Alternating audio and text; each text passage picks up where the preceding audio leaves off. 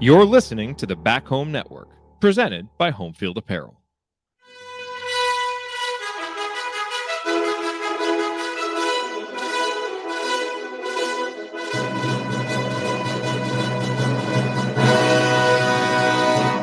And welcome, Hoosier fans, to another victorious episode of the Assembly Call, as tonight your Indiana Hoosiers defeat Northern Kentucky 79-61 to move to 10-2 on this young season. And really, it was a tale of two halves, as Indiana absolutely dominated the first half, leading 38-14 at the half. In part because of some really good defensive play, which we'll get into, in part because of some pretty good zone offense at times. And it really just felt like a game that Indiana would totally cruise. And, I mean, they did cruise. Indiana was never out of control of this game, or not in control of this game. But the second half was a little lackluster, as Northern Kentucky ends up outscoring Indiana 46-41 in the second half. You're really getting comfortable from downtown, making some threes. The Hoosiers just not quite as intense, in that second half, which I guess can be explained a little bit. They know they're getting ready to go home for Christmas. So I think we all would have liked to see a little bit more in the second half, but there were plenty of positives to take from the first half, and we will break it all down here on this edition of the Assembly Call IU Postgame Show. I'm Jared Morris. I'm here with Ryan Phillips. And let's start this show the way that we start every show, and that is with our Hoosier Proud banner moment. And for the banner moment, I'm going back to the 13:43 mark in the first half, and that is when Xavier Johnson was playing defense out on the perimeter, really doing a nice job of staying on his man, but stepping into a dribbling lane and actually got his hand into a passing lane and kind of poked it away, got a steal, took it coast to coast, was fouled, made one free throw. And really the story of that first half for Indiana was turning defense into offense and just absolutely suffocating Northern Kentucky. There was a stretch of more than 10 minutes where Northern Kentucky didn't score at all. And this defensive play by Xavier Johnson was in there. Indiana was switching. Just everything they were doing defensively was working. It certainly helped that one of Northern Kentucky's better players was out with foul trouble, and they were missing some of the open looks that they did get. But that was in large part because Indiana was just absolutely taking it to them, really connected, really active, really energetic. Some of the best defense that we've seen all season. And again, that 10-minute stretch, they didn't score at all. And so, that play by Xavier Johnson was really a big part of that because the defense out on the perimeter was really, really good. But the other reason that I'm picking that play is because this was really a terrific night for Xavier Johnson, both in the first half and the second half. He finishes with not the most overwhelming stat line, but 8 points, 5 rebounds, 5 assists, 2 steals, and just 1 turnover.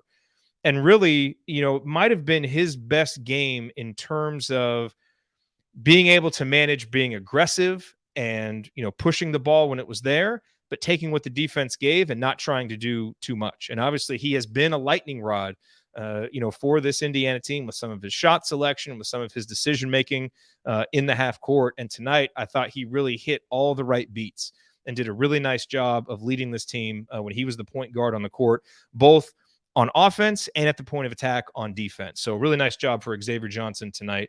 And that play is our banner moment. And our banner moment, as always, brought to you by our friends at Homefield Apparel. They are now in their 5th season of sponsoring the Assembly Call and their first as the presenting sponsor for the Back Home Network. And I certainly hope that you placed a lot of orders at Homefield Apparel for Christmas. But even if you didn't, or if you're looking for, belated Christmas gifts, or if you're starting to think ahead even for Valentine's Day or for someone's birthday, or a back to work or a back to school gift, whatever, you want to go to Homefield Apparel. Because if it's for the IU fans in your life, Homefield has the largest collection of vintage IU apparel that you will find anywhere. They have beloved logos, like 2 different versions of the Bison. I actually bought one of the hoodies for my dad and one of the T-shirts for my brother for Christmas. Hopefully they are not listening to this. I don't think they are. And they also have 120 different schools also that you can choose from with unique vintage logos for all of them. And no matter what you buy, it'll be comfortable and the colors will last through many washings.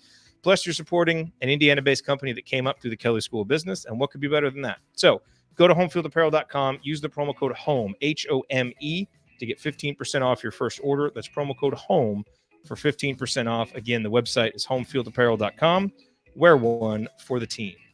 All right, well, it is time to move the ball, find the open man, and get some opening thoughts from the rest of our team. And that is a one-man team. Over to Mr. Ryan Phillips. Ryan, your rant on this Indiana victory. Well, as somebody who's been banging the drum that Indiana needs to play a complete 40 minutes at some point, I actually wasn't that disappointed with the second half. I will say I thought they were playing pretty well defensively, and then Northern Kentucky just started hitting some contested threes, and that was eventually going to happen because they do hit a lot of threes. They went 7 of 15 in the second half. I felt like that was really what, hitting those 7 threes is what made this a lot closer than it was. Plus, Indiana using its second unit a lot more than it would in a tight game. I think that kind of constricted a little bit at the end. Indiana put the starters back in. I don't know if that was really necessary, but turned out it kind of was to sort of stretch this back out to about a 20-point game. Wound up being 18, but felt like a 20-point win. Faulkner got hot there and was hitting just some ridiculous threes. And I thought that for the most part, what we saw in the first half was what Indiana really is, and that's a suffocating defensive team. And the second half was, last game before the break, the last 15 minutes are going to be ragged anyway. And I thought they did a pretty darn good job, all things considered. But the thing I was going to focus on is the same thing you focused on, which was Xavier Johnson. I thought this was maybe his best game. And you said his stat line doesn't jump out at you. And I agree, but if you look at the balance on that stat line, it kind of does. 8 points, 5 rebounds, 5 assists, only 1 turnover, 2 steals. He led the team with a plus 24 in 28 minutes. I just felt like he was a sort of restrained version of what we've seen, in that he was driving and picking his spots and attacking, but picking his spots. He would attack the rim in transition. He would attack the rim when the offense got bogged down and they needed some movement, instead of just attack without a plan. And so I thought it was a much more mature performance from him. And his ability to attack complements what the big guys do so well. And obviously when you get, Kopp hit a 3, Parker Stewart hit a 3, you get those guys on the perimeter, you open up space for them. Rob hit a couple. You open up space for them by attacking, and you open up space, of course, for the big men, because people have to shade to you when you drive, and they have to anticipate the drive. They can't play off of you and let that be absorbed. And to sort of circle on to something else that we all know, Trace Jackson-Davis and Race Thompson are as good as any post duo in the Big Ten and front court duo in the Big Ten, and they will be this year. And this team has a higher ceiling than it has shown, I think, because of those two guys. They went 16 of 20 from the field tonight combined. They only combined for 10 rebounds, but the rebounds were spread out across the team. They rebounded well tonight. It was just spread out to everybody. Guards were grabbing a ton of rebounds. So I just think that when you have Johnson attacking and playing offense in a mature, smart way, it changes what this team can do. When he's just attacking like crazy and trying to shoot threes off the dribble and maybe pull up from 15 feet, like, that's not his game. His game is attacking the rim, making the defense close to him and finding open guys, or attacking in transition, or distributing in the offense, keeping the ball moving. And so he did that tonight, and I thought that was his most impressive performance. And hey, he's actually a pretty good free throw shooter. He missed 2 tonight. He'd have 10 points if he had made those 2. So really, I thought a really mature, solid performance from Xavier Johnson. He showed what he's capable of as a point guard. He's just got to be able to rein that in against better competition. Yeah, and I think you're right. I mean, look, the first half was a lot better than the second half, but the first half is really what matters in a game like this. You would much rather, if you're going to have an 18-point win, you'd much rather it be like this, where you jump out, you have control early, and if you're going to have a little bit of lull, it's the second half, but you're in control of the game the entire time. And Indiana was that. So I think, we'll allow for a little lull and, the opponent to kind of make some shots there in the second half. I don't want to, downplay what was, otherwise a really impressive victory. And I don't want to downplay either what Race and Trace did. But I think the reason to not focus on that, right off the bat is Northern Kentucky coming in 309th in the country in 2-point field goal defense. And they just don't have the size and athleticism to guard those two guys. And so I think coming in, you really knew, or you figured, that Race and Trace were going to dominate. And I think given the context of this season, there's such a microscope on the point guard play. And so, that's where Xavier's performance today was really good. And I thought Rob Finney in the first half played really well. For a while, his little stretch in the first half was actually what I was going to go with for the banner moment. Because if you recall, he came into the game and had a stretch there where he scored 7 straight points. He knocked down a 3, but the first 2 buckets that he hit were a couple of plays that we've really been wanting to see from Rob. We've talked about how there are times when he'll get a step on his defender or there's an open lane in front of him and he'll kind of hesitate, and he won't take the advantage. Well, in these two cases, he did. And the Northern Kentucky guy didn't leave Trace, which is probably a smart move. And, instead of hesitating or kind of throwing an awkward pass to try and force it to Trace, Rob just drove right in, scored. And excuse me, man, we both have a cough. This could be rough for the audience tonight. Yeah, that was my line you just stole right there. Sorry. But anyway, it was 10-5 when that started. By the time Rob was finished with his little personal 7-0 run, it was 17-5, and the game was effectively over at that point. It really was. I mean, Indiana was up by 12. Northern Kentucky never really challenged again. And so, it was nice to see, Rob didn't have assists tonight, whereas in the Notre Dame game, he did I think he had 5 assists in that game. Tonight, he did more as a scorer. And we've been saying, look, it's nice that Rob can play defense, that he'll get steals, that he'll have assists. At some point, you're going to need some scoring from him. He needs to contribute more. And tonight we saw that. He was a little bit more aggressive when he had opportunities in the first half, and that was great to see from him. Yeah, and really, like you said, you don't see the assists from him tonight. 4 of 8 from the field, 2 of 3 from 3, and both those threes were good shots. I thought the third was a bad one that he missed. But 2 turnovers, no assists, but he did rebound. He got 3 rebounds. He only played 18 minutes. Felt like he was out there more, and he was +5. The rest of the second unit was pretty much in the negative and got sort of run off because Northern Kentucky played their starters against the backups. And again, in the second half, they started hitting shots, which they did not do in the first half. I mean, they were taking some of the same shots in the second half and were just making them. And that obviously tends to even out over time, over a long enough timeline. But I thought that Rob was very aggressive defensively in the first half, as we've seen him. And I thought that getting that little 7-0 run actually made him more engaged defensively. And we've seen that with Rob before, that if he's playing poorly offensively, he tends to be a little bit more in cement defensively and sort of question himself and, maybe not move as quickly. I thought he was aggressive defensively the entire first half. Really well done there. I thought, that drive where he hurt, we don't know, he kind of turned his ankle a little bit. Hopefully it's nothing serious. He's really has never been great in transition. And I felt like as soon as I saw him driving to try and maybe go for a layup on that, I just thought, this is bad news, because I feel like when he's in transition, he tries to drive to get fouled as opposed to drive to score. And it looked like, I know he stepped on the guy's foot and didn't get a burst there, but it just felt like he was driving right into the guy's chest to try and get a foul. And, on those plays, Rob needs to know his strengths and needs to be able to give the ball up or just pull it out. Don't drive into trouble.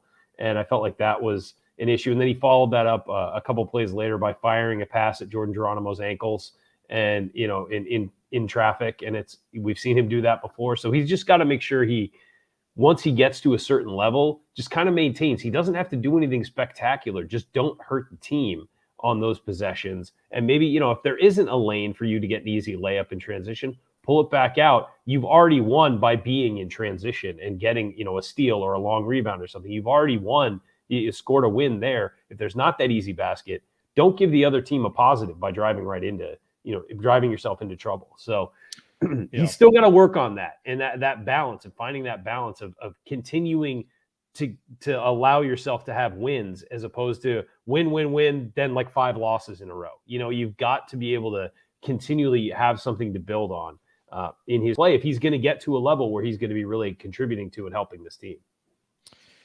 Yeah, and while we're on the topic of point guard play, we did get to see Christian Lander for a few minutes tonight, and my takeaway is, we saw from his minutes tonight why he's not playing very much. The gulf between what Xavier was ready to do tonight and what Rob was ready to do tonight, and what Lander was ready to do, it's a big gulf, and Lander has had his moments so far this season, where he's kind of flashed some of that potential, but it's still just potential, and so I think we've really seen some of the defensive issues come back with him the last couple games, I think, and saw, a turnover tonight. So, at this point right now, I think that's really just kind of a dead topic right now. I mean, he's going to have to get in and prove it in practice and then eventually make some plays in games. But until further notice, it's pretty clear why X and Rob are playing. Sure. And look, here's the catch-22 of that. He can practice as much as he wants. He can do whatever in practice as much as he wants. He's not going to get better unless he plays in games. But here's the thing. The coaching staff clearly doesn't feel like he can play in games right now. So it's a catch-22 for Lander. He's not going to improve defensively until he's out of the – Anthony Leal when he started playing this season, did not look good defensively. He looked okay. He put effort in, but he was making mistakes. Through playing over the last couple of weeks, he looks so much better. Any coach will tell you there is a difference between practice and the games. When you're in a game, you improve so much more because you're playing people you don't know what they're going to do. You can't predict what they're going to do. You're playing people you're not familiar with, whatever. You will improve tremendously by playing in games as opposed to playing. It's like the same thing. You want to get better in the offseason of basketball. Don't shoot 1,000 shots. Go play pickup. You will get better. It's the same concept, and Lander needs to play to get better. The problem is clearly the coaching staff doesn't believe that they can trust him right now and play him. And this would have been a great chance for him to play more, but they clearly wanted to get Rob more playing time. Xavier Johnson was clearly having a great night, and they left him in longer. That's a problem right now. There just isn't time for him to get in and to play more. And especially with someone like Leo playing 22 minutes, that's going to eat into his minutes. And, Tamar Bates played 15, going to eat into his minutes. That's the thing. Christian Lander played 4 minutes tonight in what was essentially a 20-point game. He's not going to get better unless he's playing more than that. Yeah. The other thing, before I want to make a quick announcement, but the other thing that we should discuss real quick, change to the starting lineup tonight. Anthony Leal starts for Parker Stewart. Clearly, it was a coach's decision because Parker Stewart played in the second half. I've been looking at Twitter. I haven't seen anything announced or if Mike Woodson has addressed it. If he does, then we can talk about it here. Seems like a punishment of some sort, probably. Coach's decision. Yeah, that is what they said. So yeah. So it's, got to be some sort of punishment for something. But nice to see Anthony Leal get a start. As J.D. Campbell tweeted before the game, the first Bloomington player to start a game for Indiana since the last game of the 2013 season. We don't need to mention any details of that game. What game was that? What happened in that game? We don't need to talk about it. You just gloat because you called it before that tournament. I know. I feel really bad. I said the one team I didn't want to see us face. God. Anyway, nice to see Leal start. My takeaway with Leal, you're right. Defensively, he struggled early. He's been so much better. And the numbers back it up. Indiana's actually been a better defensive team with him on the floor. Like, he's become a much more reliable team defender, not a guy that other teams can just go at and expect to be able to, drive right to the basket. And he was able to get off some shots tonight. What was his final line? He finished with 2 points, took 3 threes. I thought all the 3-pointers that he took were pretty good. But one of the things that we're seeing from him, I think probably the thing that's improved the most is his passing. 5 assists for Anthony Leal. You can live with that. Like, if he's not going to make shots, he's got to be a guy who is getting the ball where it needs to go, and especially against the zone. And he did that tonight. So, and he never hurts you. He never hurts you. Right. So he's got to be a guy, look, if you give Anthony Leal 3 good looks, you're feeling pretty good that at least one of those, or probably 2, is going to go down. So I think this was pretty close to Leal having 6 or 7 points, 5 assists, 4 rebounds, and everybody feeling, pretty good about his night. I think, stepping in there in the starting lineup, he didn't look out of place. And he's earned his ascension up the rotation. And that's a really good sign for him in his future. But I thought a solid night for him tonight, despite, not shooting well. And that's okay, because Leal's a guy you talk about, hey, he's got to shoot well to add value. And look, probably against Big Ten teams, honestly, he probably will need to. He may not get as many assists as he did tonight. But in a game like tonight, he was able to do a lot of other things that brought value to the court, even though he was missing shots. I'll say this: 2 of his shots were in and out. It wasn't like Race Thompson's 3 that was just nowhere near the rim. Keep shooting, Race. Keep shooting.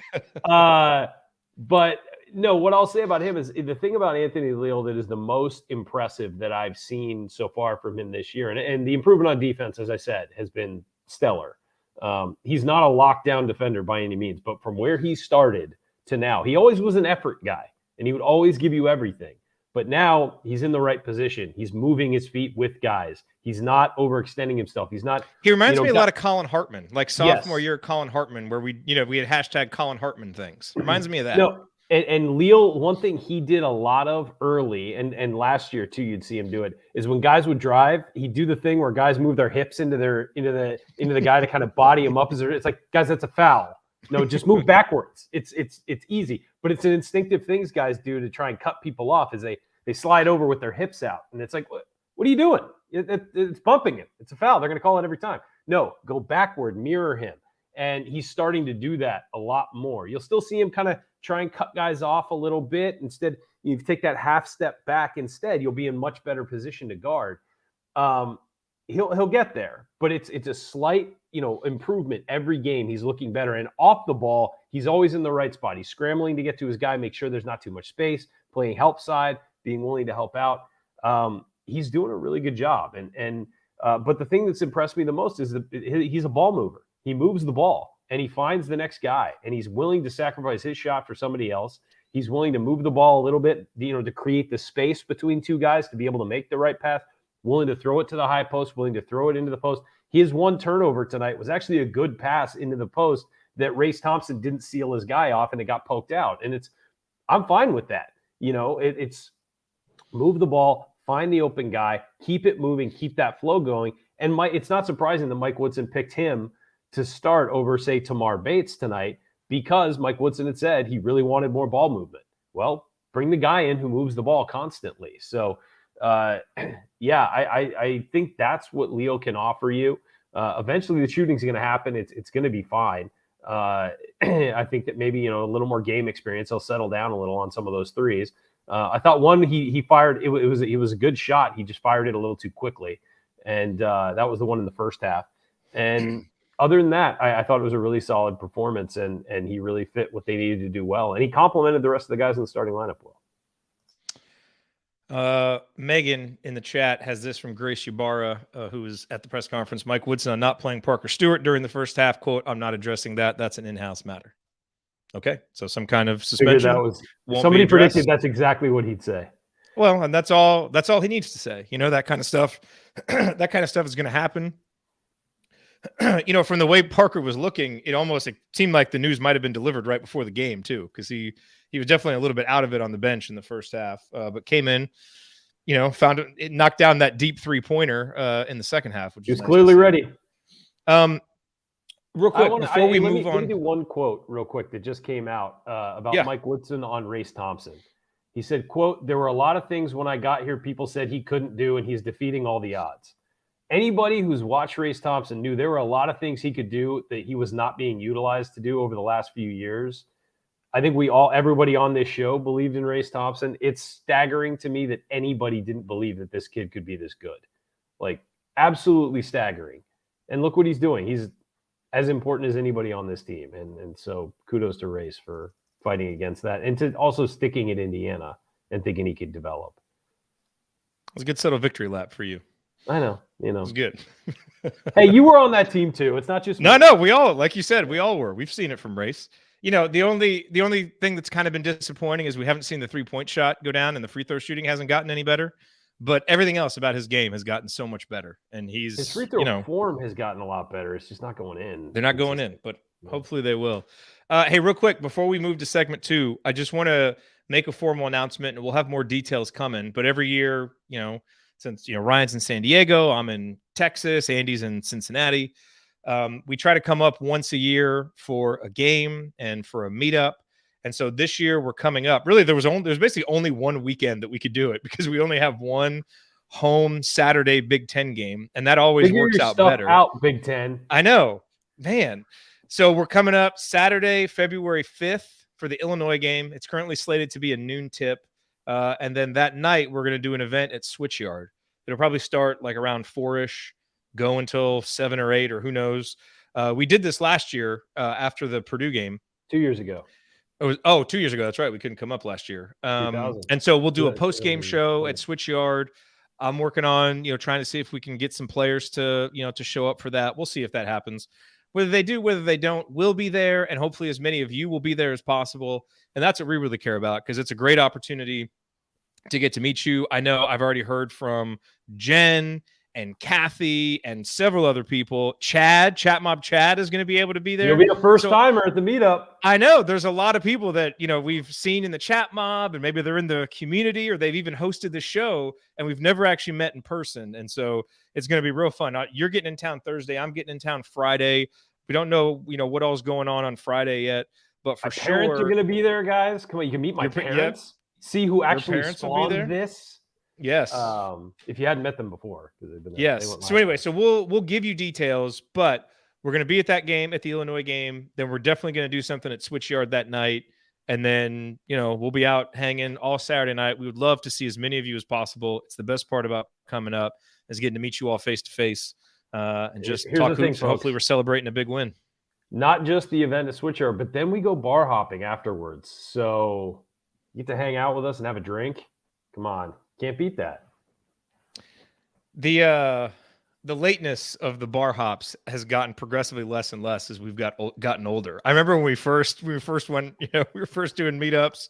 We're staying out real late. Now I'm looking at my watch by like 9:30, and I'm like, last time our first night, our Friday night after we do a team dinner the first night we're in town. For those who don't know, and we went to Nick's last time, and there were some national champions at Nick's that night. Yes.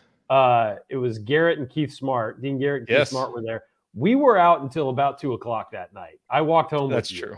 And that is true. Stay. And the next day, paid for it. Really paid for it. That's true. So, I don't know, man. 2 years later, I don't it's a different life. It's a different world, like. We'll see. It's a different world. We'll see. But it'll be fun. So please, if you can make it out there, come on out. Come to Bloomington that weekend. It's going to be a whole lot of fun. So we hope to see as many of you there as possible. All right, coming up as we continue our breakdown of Indiana's victory over Northern Kentucky, we'll point out tonight's meaningful moments that you might have missed, and then we'll go inside the numbers to highlight the most important statistical notes from the game. You're listening to the Assembly Call. Stick with us.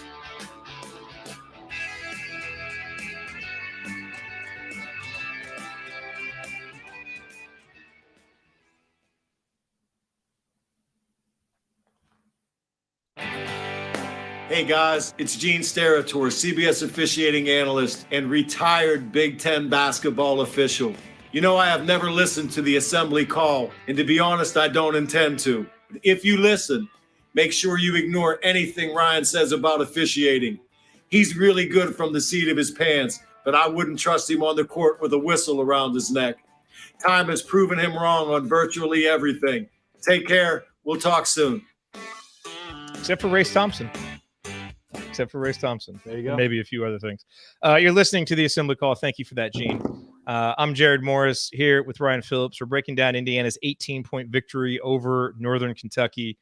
Ryan, it's time for tonight's meaningful moment that you might have missed. And I want to talk a little bit about Jordan Geronimo, who is just one of those guys who you always notice him. Like Jordan Geronimo very rarely plays without making a mark on the game. Sometimes that mark is good. Sometimes that mark is not so good, but he's always out there doing things. And look, he's improving, and making more positive marks than bad. But I thought in the first half, it was a really interesting sequence from him because one of the things that he struggles with the most right now in his career is playing offense against the zone. He was atrocious against Syracuse, against the zone, just really struggled with the length.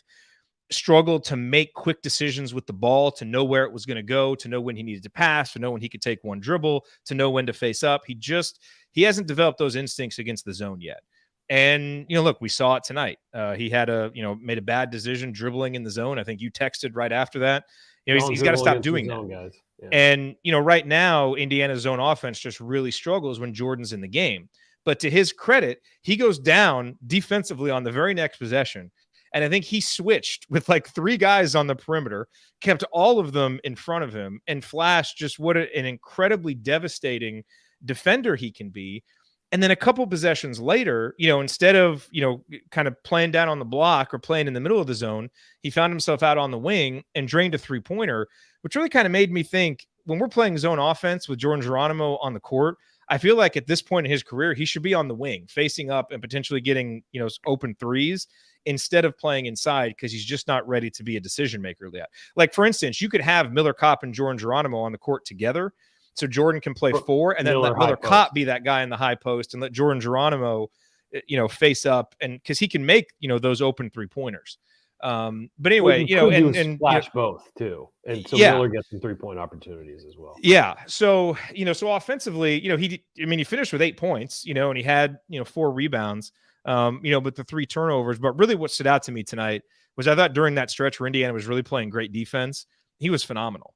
And you can really start to see what Mike Woodson envisions defensively with more guys like Jordan Geronimo, who can go inside, be athletic rebounders, finishers on the other end, but also play out on the perimeter and switch and take anyone from a 1 to a 4. And Jordan Geronimo can do that.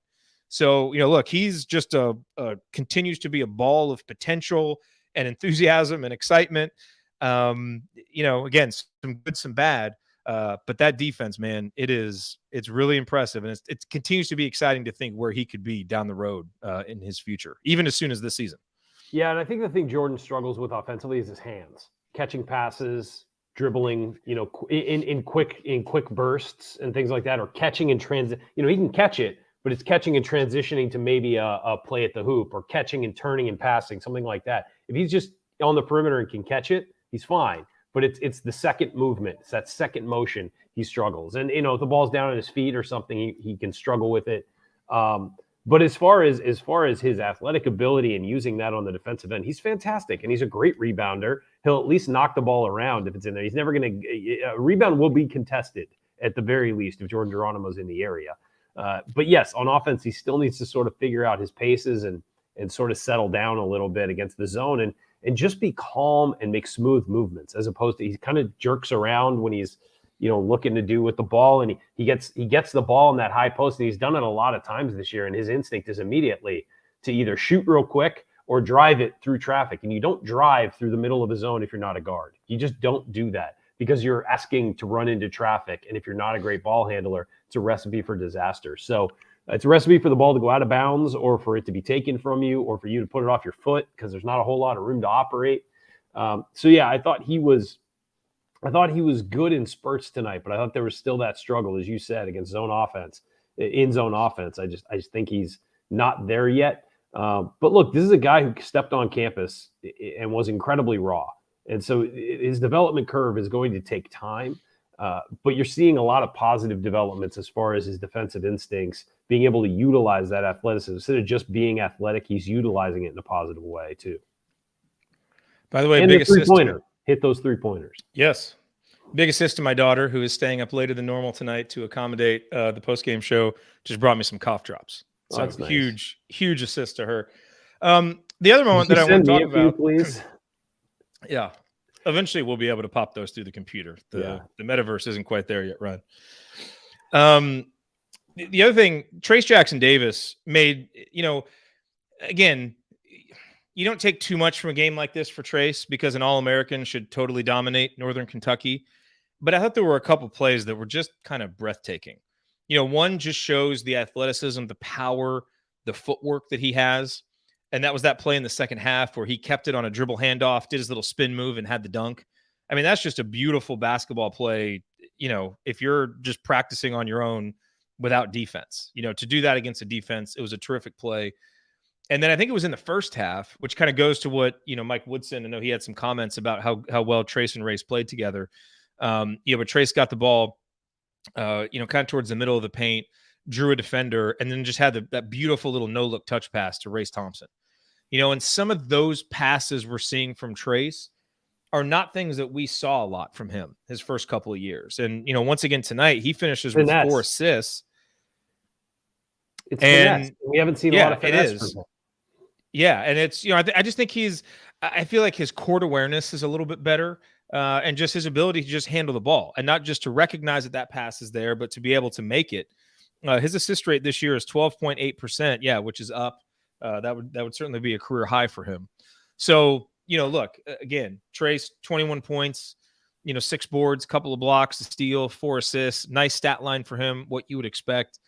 But sprinkled in there some moves that just kind of show that he's on another level athletically. And even combining his athleticism with basketball skill now as a junior, where his first couple years, it was just kind of more power and athleticism. And if he couldn't outpower or out-athlete you, he was going to struggle.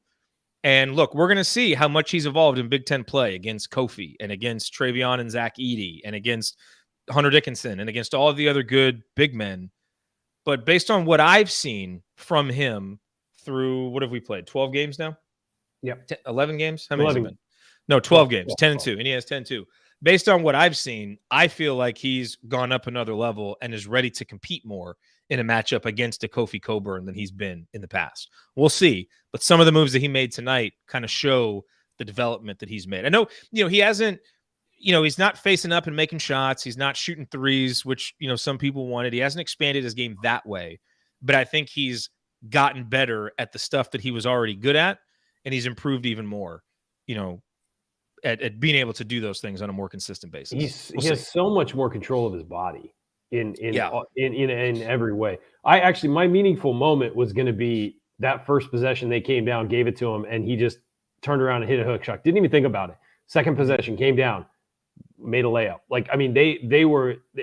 We've talked about slow starts, and they came down and attacked with their best player, and he scored the first 6 points for Indiana, and Trace scored the 8th, the 7th and 8th on a fast break.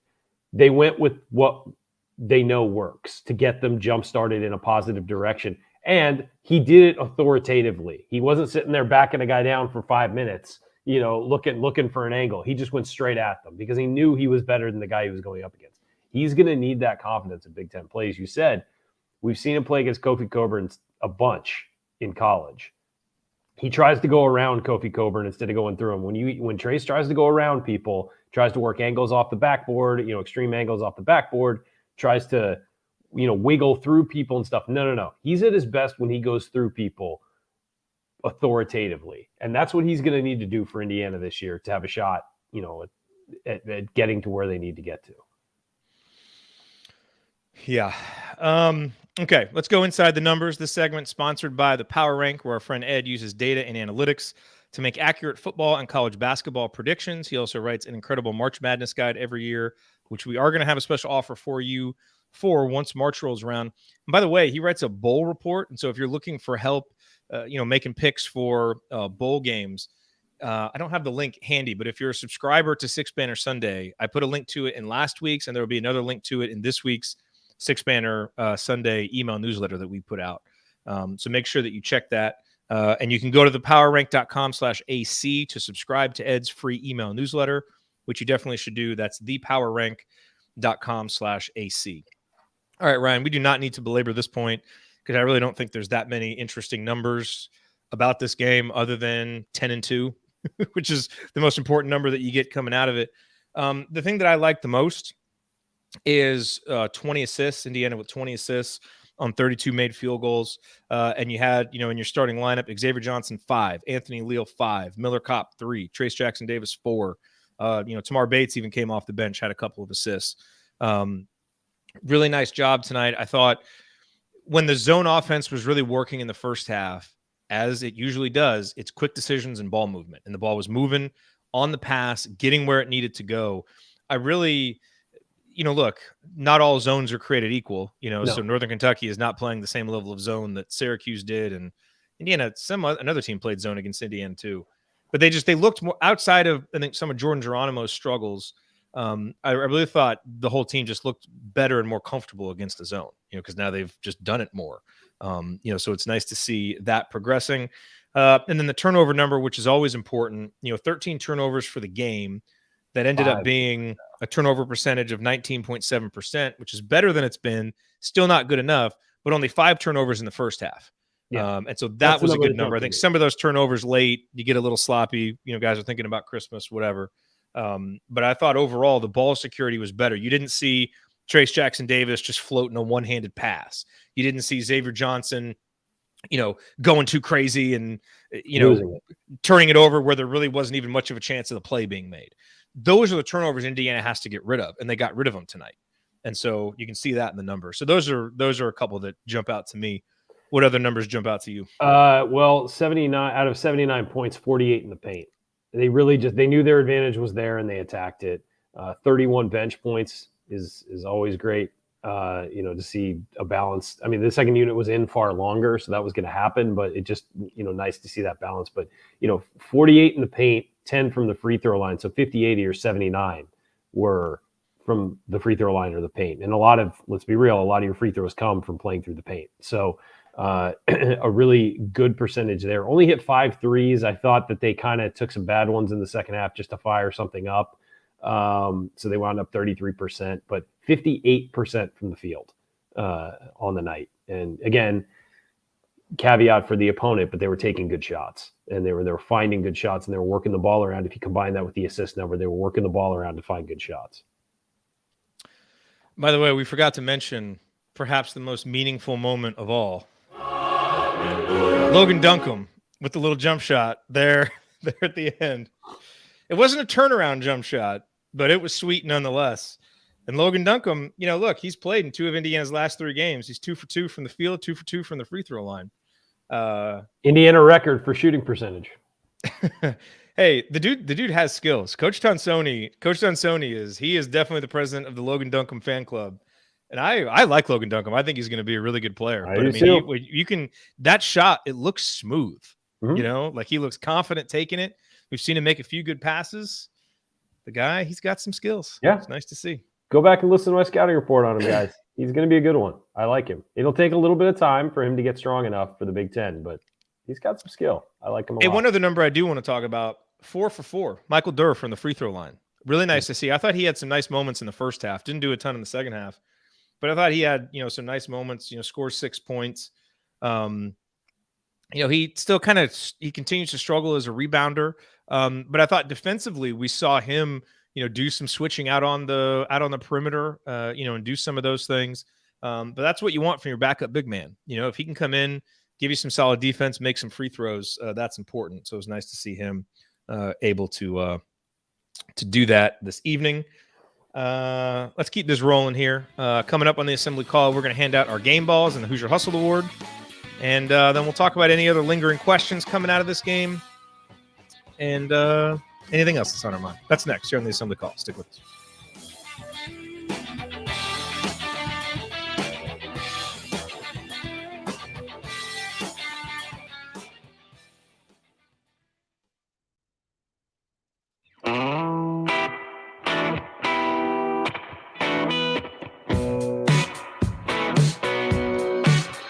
This is Jordan Halls, and I never miss a shot or an episode of the Assembly Call.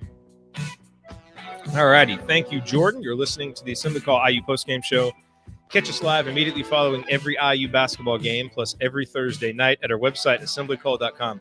Okay, but real quick, but not this Thursday night, because we're not going to do a show tomorrow. Figure doing a postgame show tonight. Not a whole lot of new stuff to talk about tomorrow. Take some time off before Christmas, so no Assembly Call radio this week. But we'll be back with a postgame show next week for UNC Asheville. But make sure that you sign up for our newsletter for sure. Over 9,000 IU fans are subscribed. We're getting close to 10,000. You can join for free at join.assemblycall.com. That's join.assemblycall.com. I'm Jared Morris here with Ryan Phillips, and we are breaking down Indiana's victory over Northern Kentucky. Ryan, it is time for the game balls. You go first. Who gets your game ball? Ooh, that's a tough one. It's a tough one tonight. I think it is. Across the board looking at it, I think I'm going to have to go with Trace Jackson-Davis. 21 points, 6 rebounds, 4 assists, 2 blocks in 29 minutes, plus 21, 9 of 11, 3 of 4 from the field, 3 of 4 from the free throw line. There are a couple guys you could easily give it to tonight, I think. And I think I'm going to have to stick with Trace, though. I thought that the way he started the game authoritatively just set the tone, and I think that carried through the game. And when he was on the floor, Indiana was clearly better. And as you mentioned with Geronimo and Durr, I thought they had their moments, but when he was on the floor, Indiana was just so much more devastating to defend. Yeah, I think I'm going to go with Trace, too. In large part because he was so dominant in the second half offensively. Yeah. He and Race made sure that the game didn't get interesting. They just kind of took. They brought them back in with about 6 minutes left. And yeah, they were kind of the adults in the room in the second half that were like, okay, we know that we're all playing at about 80% of what we did in the first half. So we'll make sure that nothing gets too crazy here, no matter what happens over there on the other end. And so I agree with you. I mean, he was the best player. So Like you said, the numbers kind of speak for themselves. He was really efficient, did everything that you would want him to do in a game like tonight, including make his free throws. So Trace gets the game ball. Curious if the chat mob has any other thoughts. Hat tip from me. We got some race comments here. Yeah, hat tips to me from Race and Xavier Johnson. Yeah, are the two. But Trace just was so efficient tonight. It's so hard to give it to anybody else. Yep. So that is Trace's 5th game ball on the season. He leads the team. Race Thompson comes in next with 3. It is time now for the Hoosier Hustle Award. The Hoosier Real Hustle Award. Sponsored by our friends at Evansville Security Services, based in the hometown of IU legend Calbert Chaney. Evansville Security Services provides off-duty police officers to businesses and individuals throughout Indiana. Remember that prevention cannot be measured, so let Evansville Security Services help you prevent a bad outcome today. Go to evansvillesecurityservices.com to learn more. That's evansvillesecurityservices.com. Well, I think you could go in a lot of directions for the Hoosier Hustle Award, too. My initial thought was to give it to Race Thompson. And this actually pretty much win it every game, let's be real. He could. But there was a moment that I wanted to mention, and I'll mention it here.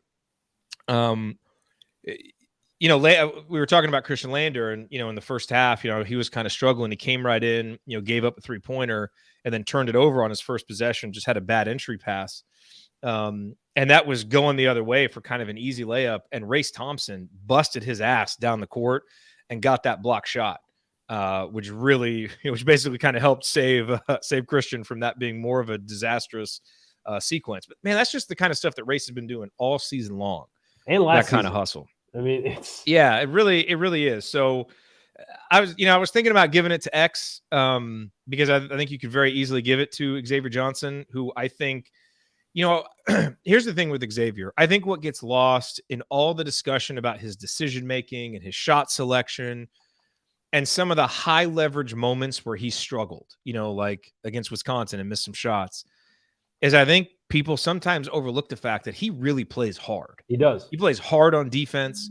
When he makes mistakes offensively, he's making mistakes of effort and aggressiveness. And you always say you want to slow a guy down, not have to speed him up. Well, X, sometimes you want to slow him down a lot, but his motor is just always going. I want to say something here about that, though. This team plays hard. Like it does. It across the board. And he's a big part of that. Because he has the kind of just personality and force of nature that he's going to just, his will is just going to be on whatever team he's playing on. Yeah. And that actually helps this team sometimes, because when Trace is struggling a little bit with his energy, this team can get it from Xavier Johnson, where they didn't have a guy like that last year. And so that's a big part of the value to me that he provides, and why, I did a statistical analysis in our community of, now that we have, I think there's 6 games against halfway decent competition, looking at some of the on-off numbers. And Xavier Johnson's on-off numbers are as compelling as anybody's. Indiana right now has an efficiency margin of plus 0.16 when Xavier's on the court and minus 0.17 when he's off the court. It's the biggest difference between any single player. And I think a big part of that is because just the energy and the aggressiveness that he provides, even when he's making mistakes, this team still really benefits from that. So I don't know. You can give it to either guy. I think I'm going to go with Trace for seniority. Trace. Yeah. Race. Or, I'm sorry, Race. I'm going to go with Race for seniority. And who are you going with? You going with Race? You are missing the big one, man. Anthony Leal in his first collegiate start. I thought he was excellent tonight. I thought he was all over the place defensively. I thought he did a really good job. I thought he kept the ball moving on offense. I thought he was a difference maker. Even though he only had 2 points, he had 4 rebounds, 5 assists, only 1 turnover, a steal. I give it to Anthony Leal, the hometown boy, for his first start. I thought he really provided a lift and was pretty darn good.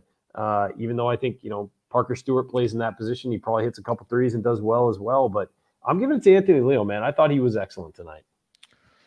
All right. Well, chat mob, it's over to you. I went with Race.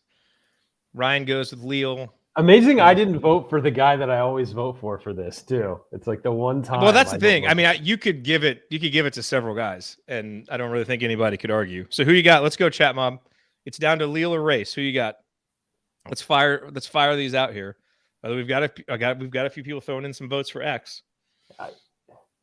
We'll see. It's not one of the options, guys. It's not. No, you got to go. You got to go Leal or Race. So put your vote in. We will count that up. You can also, let's see, Leal, Race.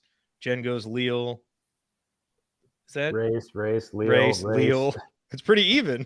Can we give it We to can them both? split this. Okay, so Yeah. for the Notre Dame game, we ended up splitting it 3 ways between Race, Parker, and Rob. It's going to be real hard to keep track of this if we're continue to do fractional Let's Hoosier just give Hustle them rules. each one. Instead of doing the half, let's just give them each one.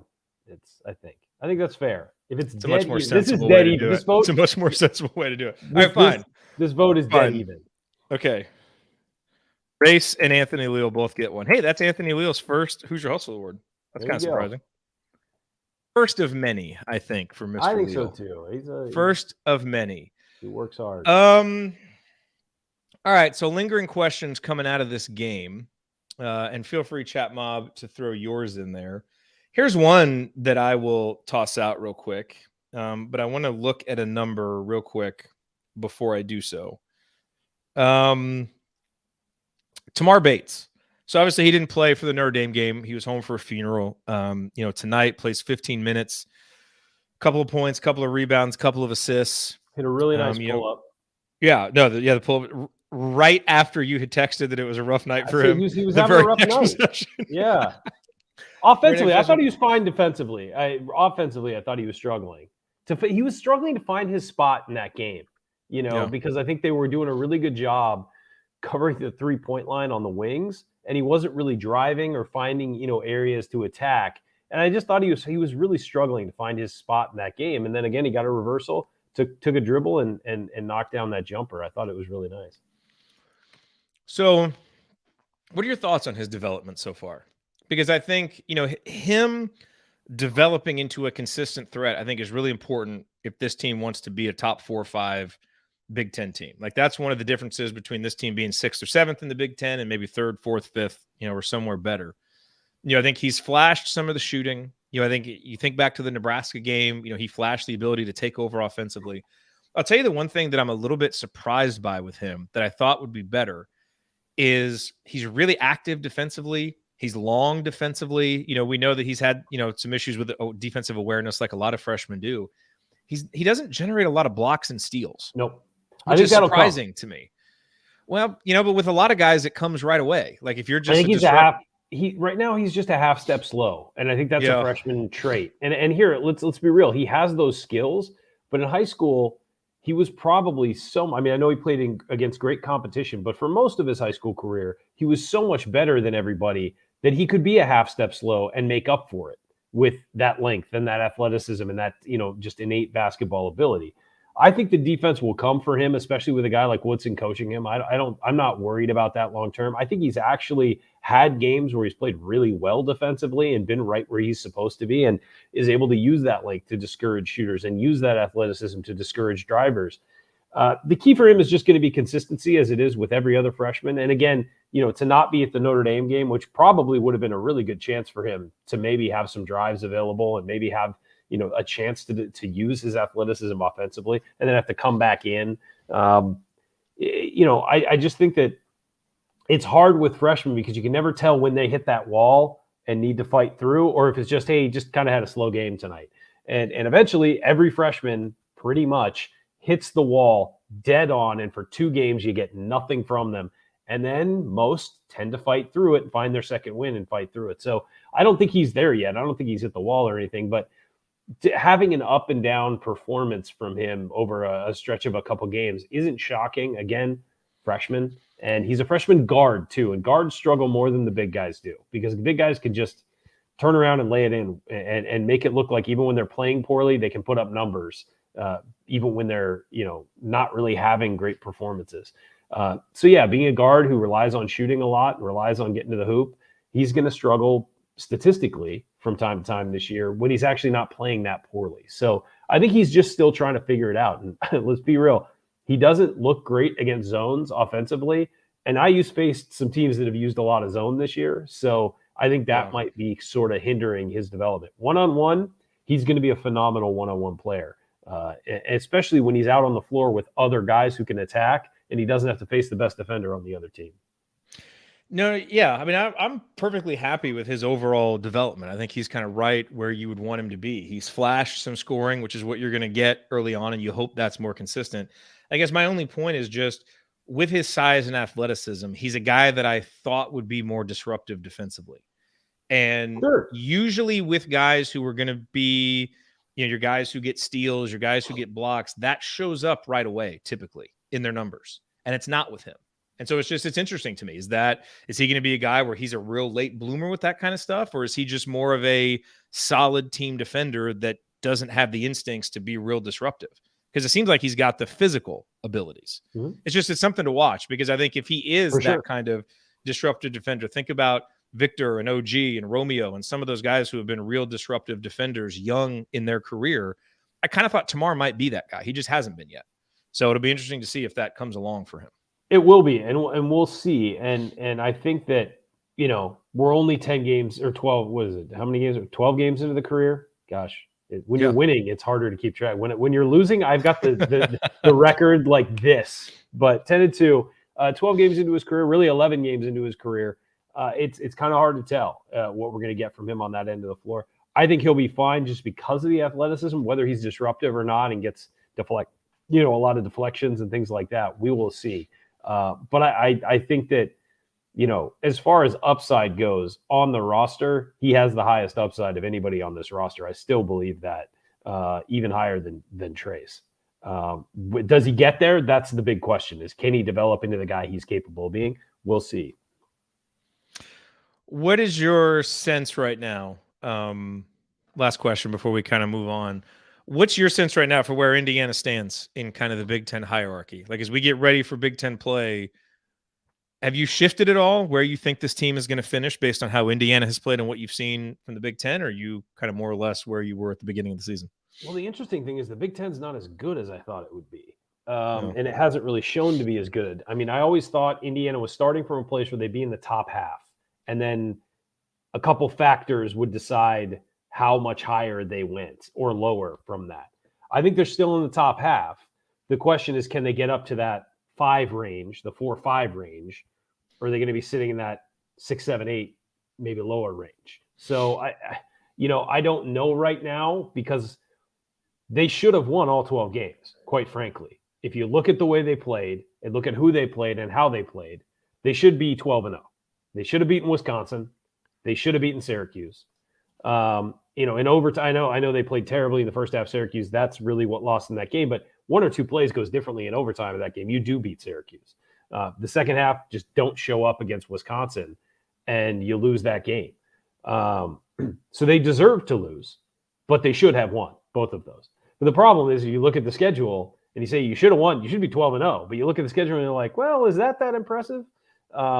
Because Wisconsin, I don't think is that great. And they were ranked, but I don't think they're that great. Syracuse, what are they right now? They're not great. But that said, the Big Ten isn't as good as we thought it was. So it's really hard to figure it out until we get into conference play. It's going to be really hard to see how this team matches up. I do think the Big Ten is going to be incredibly matchup dependent this year. I think you're going to see teams that you think have no business beating another team, beating them because of a certain matchup or 1 or 2 matchups that go their way. Do I think Indiana is on Purdue's level, can take down Purdue right now? Absolutely not. They need to get much better to do that. And other guys need to contribute more consistently. They need to be able to put 40 minutes together, which we still haven't really seen that much of.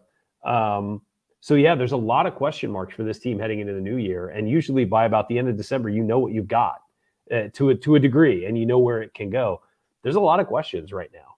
And I think that first 2 weeks of Big Ten play is going to tell us a lot. Well, yeah. I mean, look, we're, to Christmas, and Indiana hasn't played a team currently ranked better than 32nd in KenPom, and that's Wisconsin. That's 1 game against Wisconsin. Otherwise, Syracuse 68, St. John's 79th, Notre Dame 57th. And again, I think we know why the schedule was set up the way that it was. I think it was a smart way to set up the schedule. Transitional, yeah. Yes, you're going to, assuming no New Year's disaster happens against UNC Asheville, you're going to enter Big Ten play 11-2. That's what you needed to do. And now you win a minimum of 9-10 games to get to that 20 win mark. And you're feeling like you're, because all this team just has to get back to the tournament. That's it. The program needs to get back to the tournament, come hell or high water, no matter what happens.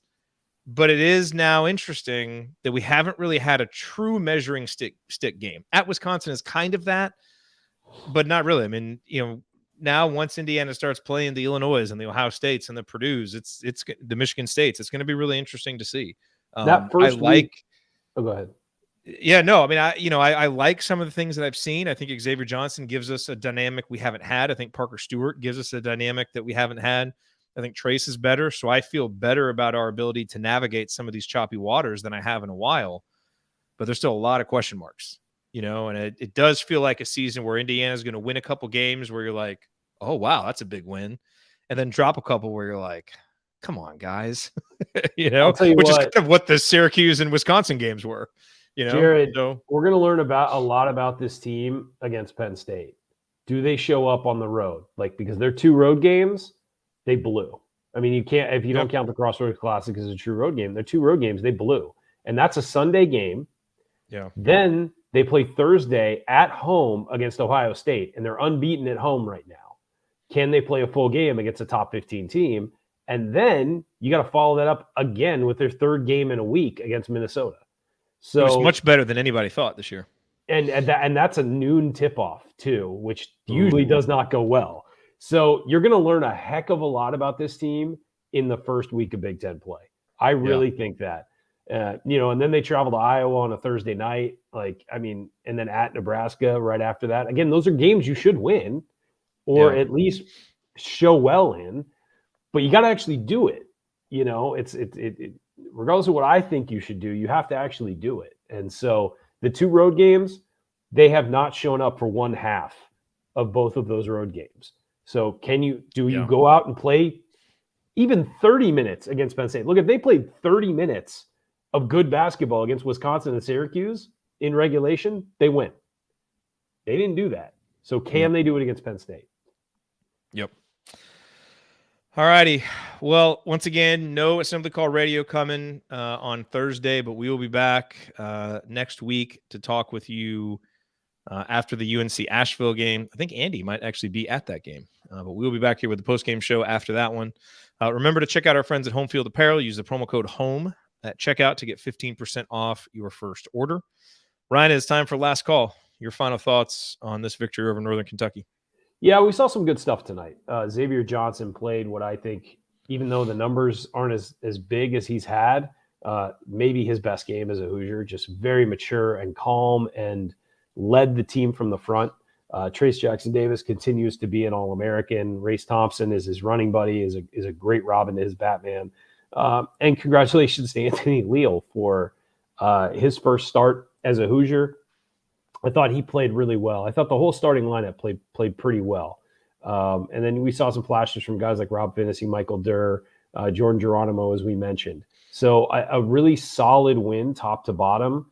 I thought the first half was as well as they'd played in a while, regardless of opponent. I just thought it was a really solid, smart first half. Second half, right before Christmas break, you're going to get some fading there. But really a good showing from Indiana before the break. Didn't have the second half let down to the degree they might have and still accomplish the goals they needed to. So a solid win. You end up 10-2 before Christmas. I think before the season, a lot of people would have been really happy with that. You wish the opponents you'd played had been a little better and had been doing a little better, so it looks a little better. But 10-2 before Christmas, chance to go 11-2 before Big Ten play really kicks off is a pretty good spot to be in. Indiana won. Nobody got hurt, and the point guards played well. I don't think you could ask for a whole lot more than that for one of these final tune-up games for Indiana. So solid victory for Indiana tonight. We just, on behalf of Coach and Andy and Ryan and everybody that's part of the Assembly Call team, I want to wish you all a very Merry Christmas, Happy Holidays. We'll still see you guys on Twitter, see you in the private community. We'll have discussions there, but no show for a little while. And again, mark your calendars, February 5th, we will be up. So if you're anywhere in the area, if you can get to Bloomington, we would love to have the chance to meet you. We'll be doing that show at Switchyard after the game. We'll be at the Illinois game. And then also the women play the next day against Purdue at home. So I got to see. I might be able to like get to the first half before I have to run out to catch my flight in Indianapolis. But I'm gonna try and get to some of that game as well. But thanks for being here. Thanks for making this another awesome calendar year of talking IU basketball. I know we have one more show before the end of the new year, but it's awesome. It's such a pleasure being able to do this show for you all, and to be able to do it with you, Ryan. Nice to have another show with us doing this together. We haven't done a 2-man show in a long time. We have not. It's usually a 3-man weave, not a 2-man show. So yeah. It's nice to get the 2-man combos every now and then. There you go, it's better when 3 or 4 of us are here. I feel like I know every you now a and then. little It's bit nice better to get the 2-man. What'd you say? So I feel like I know you a little bit better after this. I feel like we drift apart, when it's. I agree. You're paying too much attention to other people. So.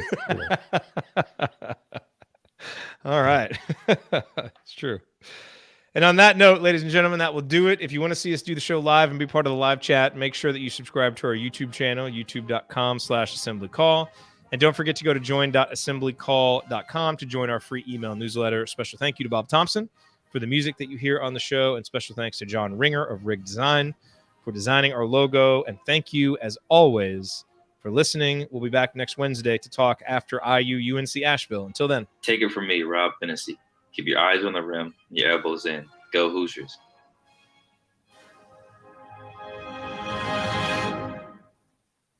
Thank you. Thanks for coming out. All right. I got to get out of here, folks. Thank you. Ryan's being stupid again. Andy. Okay. I got to go get my daughter to bed. All right. Happy holidays, everybody. Same to you, man. Same to you. We'll see y'all next week. Later. See y'all.